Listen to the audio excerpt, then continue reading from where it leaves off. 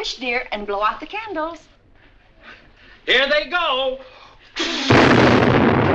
You know, I recently discovered that William Shakespeare was born and died on the same exact day, April 23rd. His birthday and death day were the same date. How cool is that? Or is it? Because get this, study shows that your chances of dying near your birthday actually increases by up to 14%. This simply means that if 100 people were destined to die this year, 14 of them would do it right around their birthday. This is called the birthday effect. Now, this isn't some solid Dundee law of nature, but the stats are definitely intriguing. It turns out that birthday stress, expectations, plus risky celebrations like alcohol, parties, and reckless fun can increase your chance of landing in the coffee on your special day. Across culture, races, and religion, birthdays carry a lot of weight. Like mirrors, they show you where you are, where you're not, and how much time you might have left. For some, that's something to celebrate, but for others, it's a painful reminder a day that's just too much to bear. And yet, for most of history, until the mid-1800s, people didn't even know when they were actually born. Your birthday was meaningless. And now we throw parties, we sing songs, we put candles on blob of sugar, and we say prayers and wishes. So I have questions. Why do we celebrate birthdays? Who started it? Why cake? Why candles? Who even wrote the birthday songs? And what happens if I was born on February 29th? Do I only get to be a year older every 4 years? Because if this special day meant nothing to most people for most of history, then what really is the point of birthdays?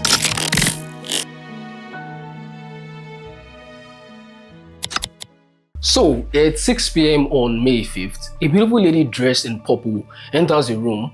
On the table, there's a round blob of sugar with candles sticking out. Everyone but the lady starts singing a lullaby they were taught as children. She closes her eyes and she blows a fine mist of God's bacteria onto the sugar blob, claiming to blow out the candle's light. We say our wishes and prayers, then we gather to feast on the now bacteria-infested sugar blob. It was a nice event. We all go home onto the next person's special day. You know, if you told someone in the 1500s this story, they'll probably say you were performing a ritual, appeasing some kind of god or something. And they will not be far off. You see, birthday cake actually goes back to ancient Greece when people celebrated the moon god Artemis. They'd bring back round honey cakes with candles to our altar. The shape and the light were meant to represent the full moon. And the candles, they were to make the offering visible to the god. So, congratulations, you got a bit of idolatry in you. And you, Y-O-U, that's what birthdays are all about. Because if you want to see just how much birthdays are really about you, enter your birthday into youaregettingold.com. You see strange stats like how many times your heart has been beaten or the number of breaths you've taken. Really put things into perspective.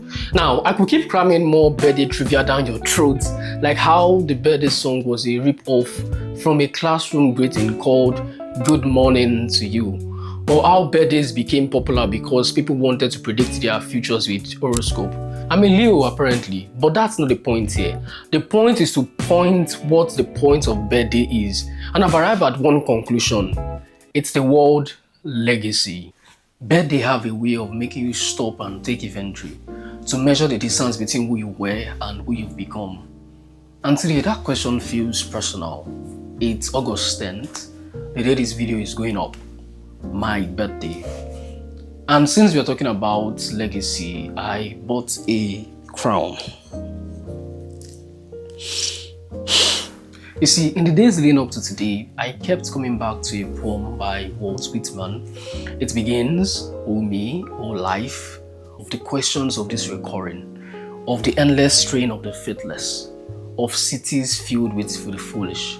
What good amid these, O me, O life?" It asks a very important question. What is the point of life in a world full of empty pursuits, blind routines, and endless rat race? What are we even doing? The desires of men, chasing hollow things, have led to war, corruption, hunger, and poverty.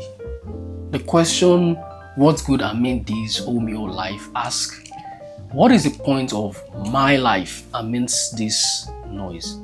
Why should I try when evil wins? What good is there?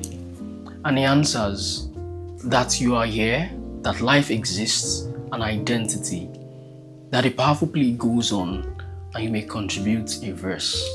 It acknowledges that being here is part of the solution, that the existence of life is a meaningful contribution, that the game of life is a powerful play and you exist to participate, and most importantly, that you may contribute a verse.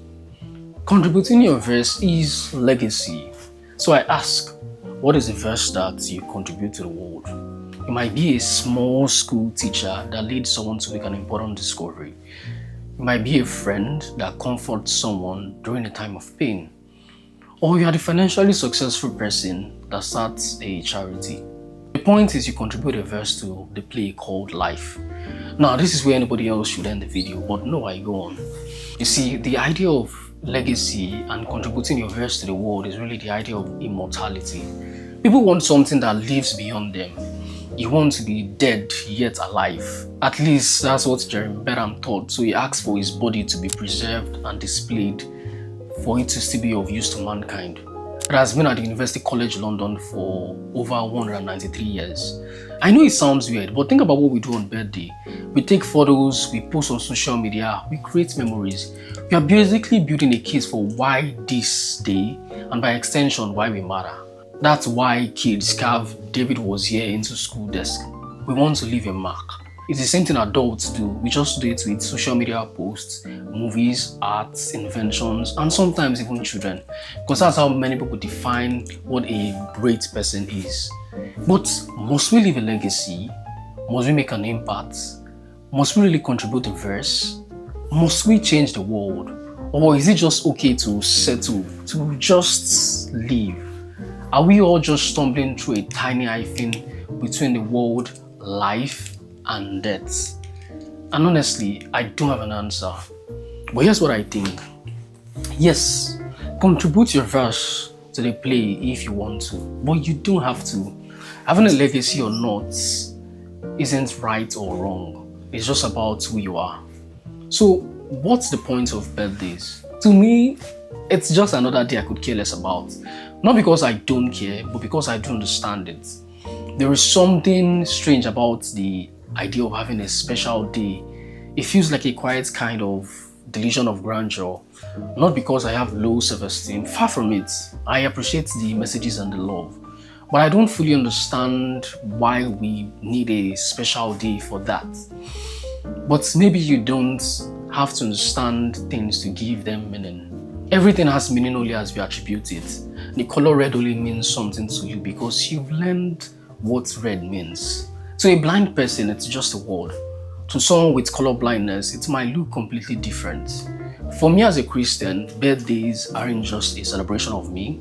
They're a reminder that my life isn't mine alone. It's grace, a gift, one I didn't earn. But I'll leave it to you to decide what it means for you. Because maybe birthday is just a mirror, and what it reflects depends on who's looking. So I ask, what do you see?